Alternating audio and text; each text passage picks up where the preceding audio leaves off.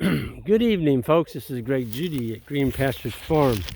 Today I'm down here in front of the cows where they are going to be moving to, and I think we're going to be here in, let's see, we got 4 days over on Jan's farm, 5, 6, 7, 3 more on Judy farm, 7, then come back 8. So we'll be here in about 8 to 9 days. This is right in front of our house. This is Coon Creek. This is some of our deer hunting area up in those woods. That's where I saw 15 in one group up there. And so we're anxiously waiting for December doe season. We're gonna hopefully we can thin some of those out, because that's just way too many deer. And you're looking at having troubles with deer when you do that. They're gonna get way too overpopulated, and you get disease in them, and it's just a mess. They starve to death, a lot of them will. But anyway, this bottom down here, this is a fescue clover bottom. It's got a little bit of orchard grass in it, but mainly fescue. You can see it was grazed 30 days ago. It's still got some ends on it that didn't grow all the way back, but you know, 30 days ago, we are, today is November 27th, and so it's been cold. I mean, it was 21 degrees out here the other morning. I mean, and the wind blowing, I think they said it felt like 11 degrees. You can see the clover, it's still hanging in there. It's looking a little decrepit. That one got some frost on it. But we just did a little mini farm tour a while ago. I had an ex-intern come in here that was here many years ago, Tyler, and Tyler's now managing a big ranch out in Colorado. I think it's 255,000 acres. That's hard to imagine, isn't it? 250,000 acres. Now, a lot of that is BLM, it's government ground where they sell out, you know, grazing allotments too, or rent out. But he's running about 600 cows out there. That's how hard a country it is. And when he came here and saw all of our grass, his mouth was kind of drooling. He's like, man, you have so much green grass here. Well, we get a lot more rain than Colorado does. And but you know, he's in that, some of that ranch goes up into 11,000 feet. I mean, that's some high mountain stuff there. You got to get the cattle out of there before winter. They can't make it up there, and you get, you know, 8, 10, 12, 15 feet of snow up in those mountain passes. But he's enjoying it. He's enjoying it. Him and his wife Leilana, and their 3 kids. What a family. Just enjoying life. And Tyler and I were reminiscing of all the things that happened here on our farm when he was here many years ago. It's kind of fun, you know, to go back with an ex-intern and see him be successful. I mean, Tyler's doing well. Got a beautiful wife, beautiful couple daughters and a son, and just, you know, he's working hard, and the whole family enjoys what they're doing. It's just pretty darn neat to see something like that. So yeah, we went out to the cows, and the kids got to pet some of them, and we walked around looking at them, and it was just kind of neat. But this grass here, we're going to get a graze off of it. This will be our second pass across this winter, and we won't take it all. Folks, this tip grazing thing that we've been doing in the fall, we're just going through, instead of locking them down and feeding hay for a month in August, we just kept rotating around the farm, giving them bigger areas, moving them quicker. And, you know, that's one thing that Tyler mentioned when he saw the cows. He's like, Greg, they're so fat. They're just excellent condition. I'm like, yeah, we got winter coming. You know, we're in winter right now. I mean, we're 2 days away from December. So, yeah. Pretty neat to have fat cows. And then you got this looking at them. We're gonna go move them here in about 30 minutes and give them another break of grass that's this good or better up where they're at. And you know, we got up there, they were all just chewing their cud, and they saw us, and then they all started moving toward the reel where we move them. And I'm like, no, honey, girls, you're not gonna get moved. Not until later when the boys and I'll go back up there. We've got an intern candidate here from England, and he came in last night, so he's getting to spend some time with us and interview, and be nice to kind of show him around what we do as well. So looking forward to that. And it's just, you know, it's just a beautiful, beautiful fall day, early winter, whatever you want to call it. It was, you know, 21 the other day, and here today it's 60, 65. And that's just Missouri weather for you. I was going to go over here and look. We put 3 big round bales in this ditch it was last spring. I'm looking at them. I don't see much of them left. I think the cows beat them into that ditch pretty good.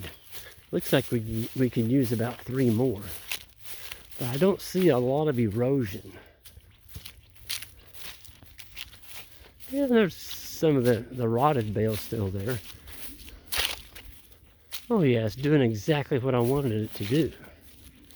Yeah, there's no erosion there. Now the bulls take their head and do that right there. That's a bull. But look at that. That's all sealed in.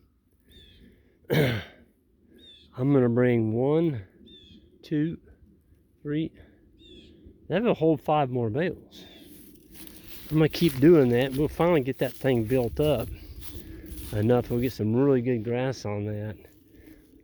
This is a problem. This is Coon Creek trying to change course here. See, it comes out of that little bank right there, and the water is coming across this. When it gets real high, it comes across this bottom.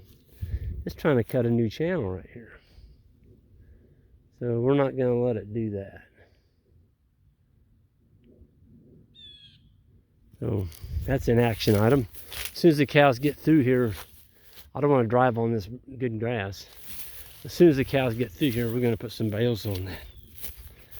Just keep working on it. That's what you do. You just got to keep working on troubled spots like that.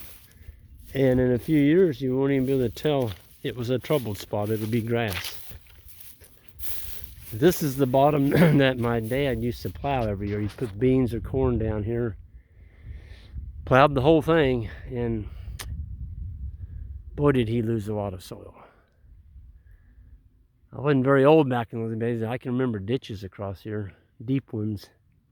All the water would come off those hills up there and come across this bottom and just took all this topsoil and stuck it down there in Coon Creek. And now a lot of that land, a lot of that soil is probably down in the Gulf of Mexico by now. But you know, we've got it sealed over now. It's got a good sod on it. This will never be plowed again as long as I'm alive. And it shouldn't be. It doesn't need to be plowed. It needs to be in forage. You need to keep your soil on your farm, folks. Don't give it to your neighbor. And those folks down at the Gulf of Mexico, they don't appreciate it. They don't want our soil clogging up their waterways and their fisheries. We ought to keep it. That's our soil. Keep it on your farm. So you say, well, you know, you got to grow food. Yeah. But, you know, when you harvest that stuff, you ought to put something out there instead of a bare field all winter long. It has something green on it. That's the beautiful thing about fescue is everybody talks bad about it being such a terrible grass. But folks, here we are in December. I haven't planted anything forever. And our cows still have green forage. They still have green forage.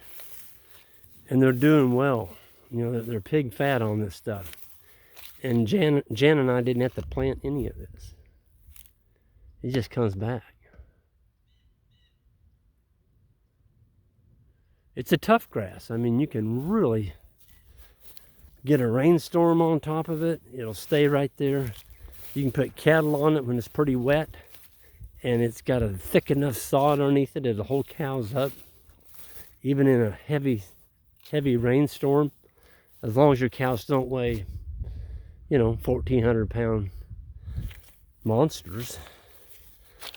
Don't need them that big, that's for darn sure. But